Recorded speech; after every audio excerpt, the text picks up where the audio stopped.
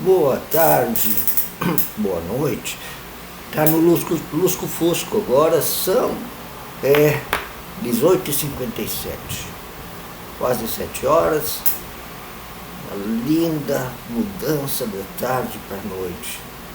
Fica aquele azulado escurecendo assim. Em Gênesis 2 da Bíblia, em Gênesis 2, a mulher é criada depois do homem, de uma costela, né? Em Gênesis 1 é diferente. Em Gênesis 2, a mulher é criada depois do homem, no texto bíblico, Gênesis 2. Mas em Gênesis 1 não, é diferente. São criados homem e mulher ao mesmo tempo. Alguns vêm com aquele papo de porque um texto completa o outro. Mas não é só essa diferença. São duas histórias da criação diferentes, totalmente diferentes um do outro. Eu já disse, com certeza, na minha vida, mais de 1000 vezes, que a Bíblia não pode ser lida literalmente, que a Bíblia é linguagem religiosa, não é linguagem científica. E ela não foi ditada do céu, que ela foi escrita por seres humanos conforme a experiência que eles conseguiam ter no mundo e na sua vivência de fé, na vivência de fé sua e da sua comunidade, no lugar onde essas pessoas viviam, que eram lugares diferentes e em tempos diferentes. Então, Gênesis 1 e Gênesis 2. O Gênesis 1 é um livro, é um capítulo, é um texto da criação do mundo. Gênesis 2, outro texto da criação, outro texto sobre a criação do mundo, em linguagem religiosa, não científica, tá? Porque era um tempo pré-científico. A ciência só surgiu 2000 anos depois destes dois textos, Gênesis 1 e Gênesis 2 serem escritos. Gênesis 1 conta assim uma história bem organizada. Tá? Tem a terra vazia, sem forma, e as coisas não estavam organizadas, e aí as coisas vão sendo organizadas. Uma a cada dia. Primeiro dia, então, Deus organiza o dia e a noite, o céu e o mar, a terra e o mar, quer dizer, e também o céu e o mar, sim, as águas de cima, cultura, né? Que era o que eles imaginavam, era o máximo de ciência que eles podiam naquela época imaginar. Quer dizer, lá em Israel, né? A Grécia já era muito mais adiantada em ciência, mas também tinha mais ou menos, isso era mais ou menos assim, né? O que tinha todo naquela região do Oriente Médio. Então, dia 1, dia 2, e foi aumentando a organização, né? Dia e noite, terra e água, aí a criação dos peixes, das aves, aí a criação dos animais na terra, a criação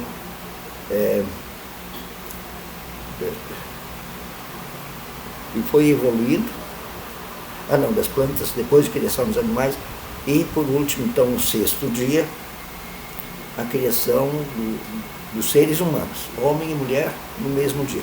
É muito bem, é organizado, até com uma noção, assim, o que tem que vir primeiro. Bom, se o ser humano precisa se alimentar, tem que criar as plantas e os animais antes, né? Organizado. E daí no sétimo Deus descansa. Gênesis 1. Gênesis 2 é assim. Está lá, ninguém plantava ainda na terra porque não tinha chovido. Aí num riachinho, Deus pegou o barro, fez um bonequinho de barro e soprou no nariz dele. E aí ele se tornou um ser vivo. E aí Deus faz também a natureza toda. E aí ele disse, o homem está sozinho, vou fazer ele ter uma companheira. Aí tirou uma costela do boneco de barro. Ele fez uma costela, então. Bom, mas já estava vivo há algum tempo. E daí, porque tinha soprado o sopro da vida, né? Nefesh. Ele soprou. Quando uma pessoa morre, ela para de respirar, né? E daí veio a mulher. E aí Gênesis 3, do Jardim do Éden, é outra história já. Mas a Bíblia tem duas histórias. É até perigoso. Uma só religião ter duas histórias da criação. Na África tem várias histórias da criação, mas também são divindades diferentes, né? Imagina a Índia, aquele monte de divindades diferentes. Mas são duas histórias de criação na mesma religião. É até meio perigoso. Ou será que são duas aulas de pensamento diferentes? Dentro de uma religião que se fundou, talvez, que é a união, talvez, de duas religiões. Pode ser. Algumas pessoas apostam bem nisso. O que os teólogos dizem é que um ramo, o do Gênesis 2 é o eloísta, e o segundo, e do Gênesis 1 é o ramo javista. Bom, em todo caso, a gente analisa a linguagem e sabe que Gênesis 2 é mais antigo, é mais primitivo. Tanto que ele não tem a organização do Gênesis 1, né? O Gênesis 1 é bastante organizado. Sabe? Mas lembre-se, a Bíblia não tem linguagem científica. A Bíblia, até os últimos escritos dela, lá do Novo Testamento, que são ali de 110 depois de Cristo, 1500 anos antes de surgir a ciência.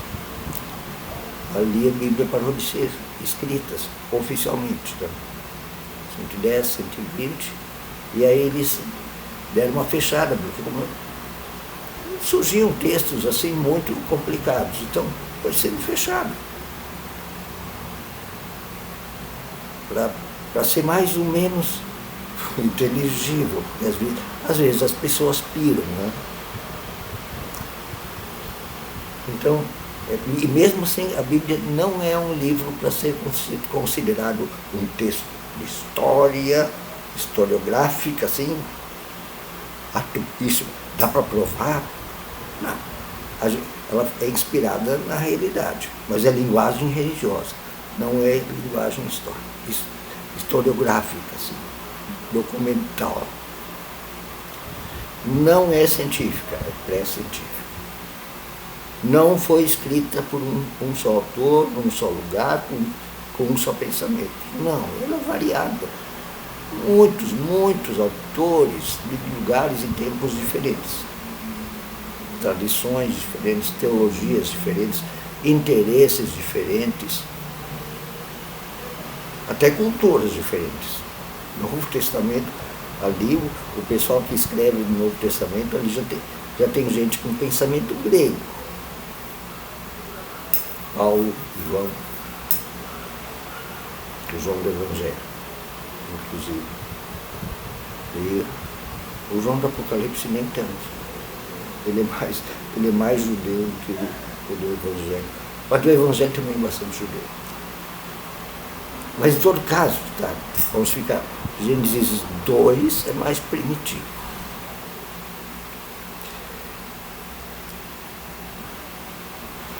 Mas ele diz assim, farei para o ser humano, para o homem, uma companheira. É bonito esse conceito, né?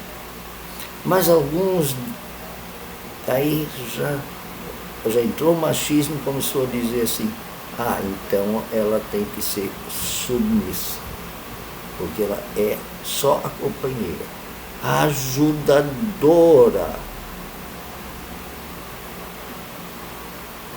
Não, a Bíblia, as pessoas da Bíblia elas são imunes a ter machismo lá naquela época. No Gênesis 1 não dá para dizer isso, porque os dois, o homem e a mulher, foram criados ao mesmo tempo. Não dá para dizer assim, um é o primeiro, o outro é o segundo, abaixo. Não, Gênesis 1 não dá para dizer. São duas histórias.